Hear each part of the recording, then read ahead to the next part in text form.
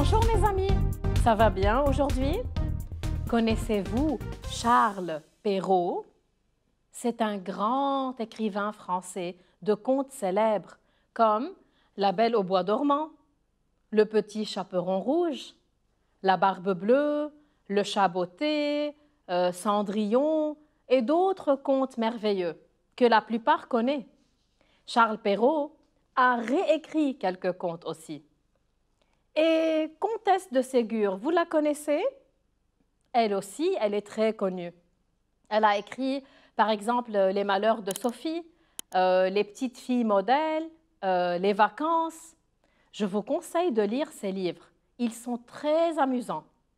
Dans cet épisode, Patrick va à la rencontre d'un écrivain. Voulez-vous en savoir plus?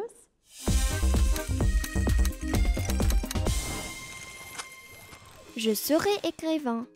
À l'occasion de la semaine de la langue française, Madame Leblanc invite ses élèves à apporter des livres de lecture et à les échanger avec leurs camarades. En classe, elle leur annonce qu'une entrevue aura lieu avec un écrivain de contes très connu. Le jour de la rencontre, Patrick et ses camarades préparent leur cahier de notes. C'est Patrick qui aborde l'entretien. À quel âge avez-vous commencé à écrire? À 20 ans à peu près. Lui répond l'auteur. Comment avez-vous découvert votre intérêt pour la rédaction des contes? J'ai toujours été passionné des contes. Leur univers fait rêver. Pourquoi vos contes finissent toujours bien? Parce que les enfants aiment les fins heureuses. De retour chez lui, Patrick relit les réponses de l'écrivain. Il n'oubliera jamais cette rencontre. Moi aussi, je serai écrivain, se dit-il. Avez-vous déjà rencontré une personne célèbre ou un écrivain comme Patrick et ses camarades? Qui a posé les questions lors de l'entrevue? Patrick. Voulez-vous lire le texte avec moi? Allons-y. Il s'intitule « Je serai écrivain ». À l'occasion de la semaine de la langue française, Madame Leblanc invite ses élèves à apporter des livres de lecture et à les échanger avec leurs camarades. En classe, elle leur annonce qu'une entrevue aura lieu avec un écrivain de contes très connu. Le jour de la rencontre, Patrick et ses camarades préparent leur cahier de notes. C'est Patrick qui aborde l'entretien. Pour quelle raison l'entretien a-t-il lieu? C'est la semaine de la langue française. Leur prof de français, Madame Leblanc, a demandé aux élèves d'échanger en classe des livres afin de profiter de cette semaine et de donner plus d'importance à la lecture et à la langue française précisément. Et de plus, elle organise une rencontre avec un écrivain connu et ses élèves. Pourquoi doit-on disposer d'un cahier lors d'une entrevue? Pour prendre note des réponses, très bien, et ne rien oublier. Voyons ensemble maintenant la suite de l'histoire. À quel âge avez-vous commencé à écrire? À 20 ans à peu près, lui répond l'auteur. Comment avez-vous découvert votre intérêt pour la rédaction des contes? J'ai toujours été passionné des contes. Leur univers fait rêver. Pourquoi vos contes finissent toujours bien? Parce que les enfants aiment les fins heureuses. Donc, quelles sont les informations que Patrick veut avoir? L'âge où l'écrivain a commencé sa carrière, puis comment il a découvert que les contes étaient ce qui l'intéressait le plus, et pourquoi les contes qu'il écrit ont toujours une fin heureuse. Par quoi commencent les questions posées? À quel, comment et pourquoi?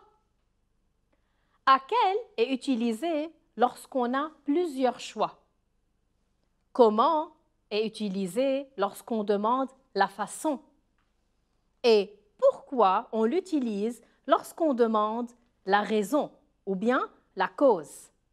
Est-ce que vous connaissez d'autres mots qui introduisent, qui commencent des questions?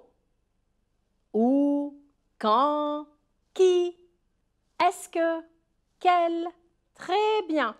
Regardez les exemples suivants. Quand on dit « Où vas-tu demain ?» Je vais à la plage. Quand viendras-tu chez moi? Samedi, vers 16 heures. Et quand on dit « Qui est Paul ?» Paul est mon meilleur ami. Voilà la réponse.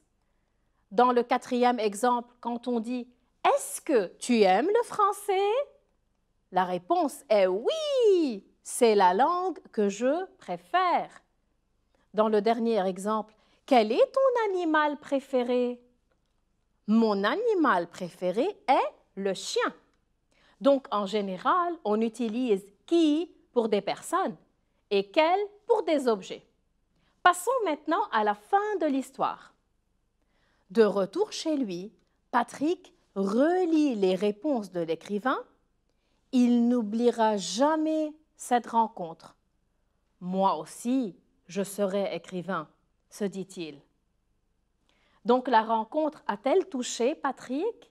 Bien sûr, puisqu'il pense toujours aux réponses et il décide même de devenir écrivain plus tard.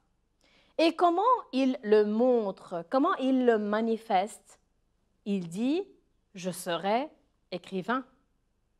Vous savez, en parlant des métiers, il ne faut jamais mettre un ou une avant le métier que vous désirez pratiquer.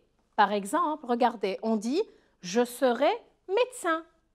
On peut dire « Papa est mécanicien ». On dit « Maman est avocate ». On peut dire « Patrick est musicien ». Et vous, qu'est-ce que vous désiriez être plus tard? Et cet épisode vous a-t-il plu? Moi aussi, énormément. Mais maintenant, il est temps de se dire au revoir. À bientôt, mes amis.